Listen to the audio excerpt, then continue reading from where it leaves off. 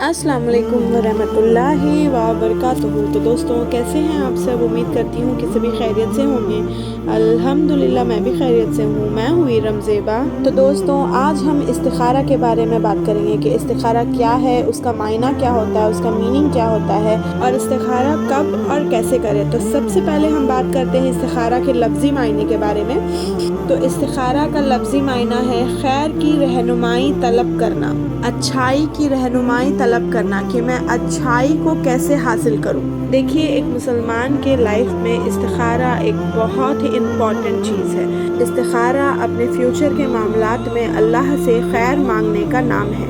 और हदीस में आता है कि आप नबी सल्लल्लाहु अलैहि वसल्लम सहाबाओं को इस्तिखारा कुछ इस तरह सिखाते थे जैसे कि कुरान की कोई सूरत सिखा रहे हों। अल्लाह अकबर। देखिए, सिर्फ शादी ब्याह के मामलात में ही इस्तिखारा नहीं बल्कि अपनी ज़िंदगी के हर मामलात में इस्तिखारा कर लिया करें। कोई भी जॉब को लेकर या बिज़नेस को लेकर या शादी ब्याह को लेकर या किसी भी मसले मसाइल में दो कामों में से कौन सा ज़्यादा बेहतर होगा या कोई भी बेहतरी के लिए इस्तिखारा कर लिया करें, क्योंकि हमारे हक़ में क्या बेहतर है हमसे ज़्यादा हमारा अल्लाह जानता है, हम नहीं जानते।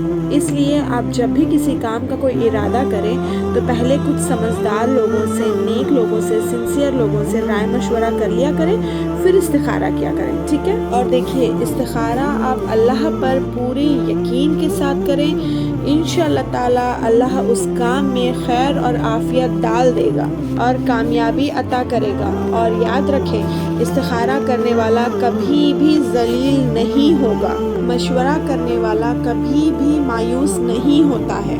देखिए दोस्तों, इस्तिखारा किसी भी फ़र्ज़ कामों के लिए नहीं करना है। ठीक है, मतलब जो भी हम मुसलमानों पर फ़र्ज़ की गई है, जैसे कि नमाज हो गया, ज़कात हो गया या हज वगैरह हो गया, तो ऐसे किसी भी फ़र्ज़ कामों पर हमने इस्तिखारा नहीं करना। जो फ़र्ज़ कामें हैं वो तो हमने अदा करनी ही करनी है।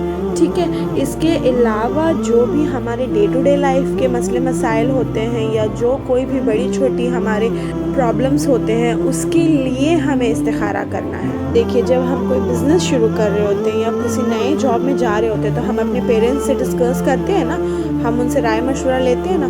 क्यों लेते हैं? जस्ट बिकॉज़ कि अगर कुछ भी मसले मसाइल हुए उसको लेकर आगे आके तो वो हमारे लिए हमें सपोर्ट करेंगे, हमारे साथ रहेंगे, है ना।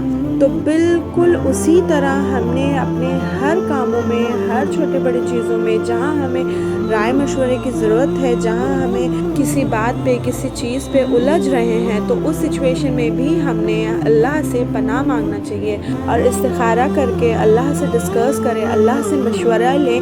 तो इंशाल्लाह अल्लाह हमारे हर कामों को सुधार देगा और उसमें खैर आफियत अता करेगा और हमें सही रास्ता दिखाएगा, क्योंकि बेशक से हमारे हक़ में क्या ज़्यादा बेहतर है हम खुद भी नहीं जानते, पर अल्लाह जानता है। तो आइए अब बात करते हैं कि इस्तिखारा कब कर सकते हैं और किस तरह कर सकते हैं। देखिए, हमारे यहाँ इस्तिखारा को लेकर एक बात मशहूर है कि इशा की नमाज के बाद बिना किसी से बात किए 2 रकत नफिल नमाज पढ़नी है और उसके बाद इस्तिखारा का दुआ पढ़कर सो जाना है बिना किसी से कुछ भी बात किए। और कुछ लोग तो जानिमाज़ पर ही सो जाते हैं कि कोई ख्वाब आएगा और ख्वाब में कुछ ख़ास इशारा मिलेगा, यस और नो में आंसर मिल जाएगा। तो देखिए, ऐसा कुछ भी नहीं है। इस्तिखारा का कोई ख़ास वक्त मुकर्रर नहीं है। आपको जब कभी भी इस्तिखारा करना है आप बेशक से कर सकते हैं।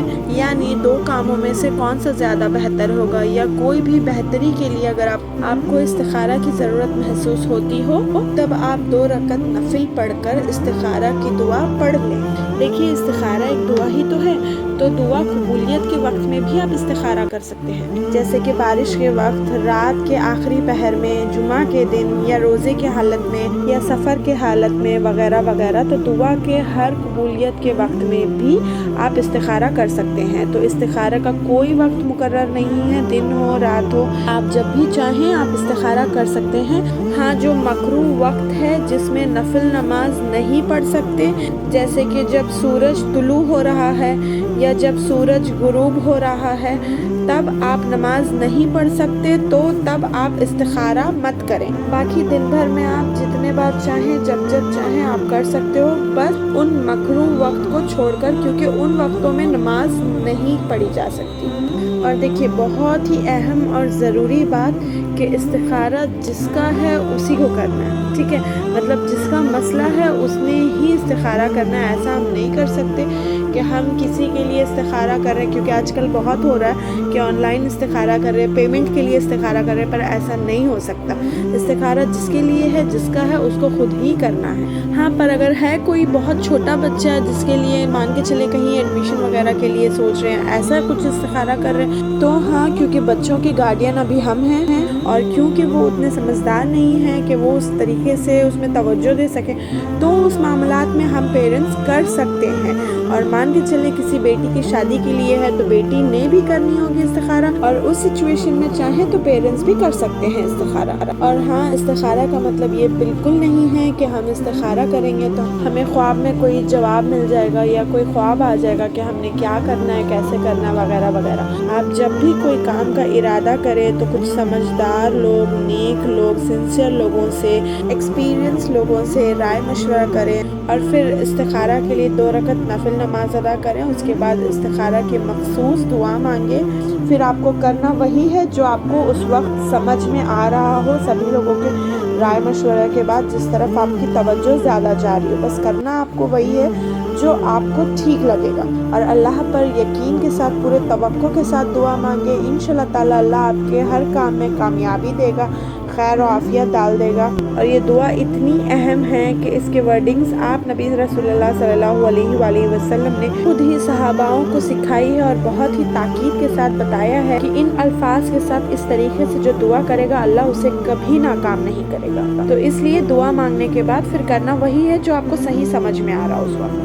تو اس ویڈیو کو زیادہ سے زیادہ اپنے سبھی مسلم فرینڈس اینڈ فیملیز کے ساتھ شیئر کریں۔ ویڈیو کا فیڈ بیک کمنٹ سیکشن میں ضرور سے دیجیے گا، اور اگر ویڈیو اچھی لگی ہو تو ضرور سے لائک بھی کریں، اور ایسے انفارمیٹیو ویڈیوز کے لیے ہمارے چینل کو سبسکرائب کر لو۔ بس خوب دعائیں کریں اور ہمیں بھی دعاؤں میں یاد رکھیں۔ اپنا خوب خیال رکھیں۔ اللہ حافظ۔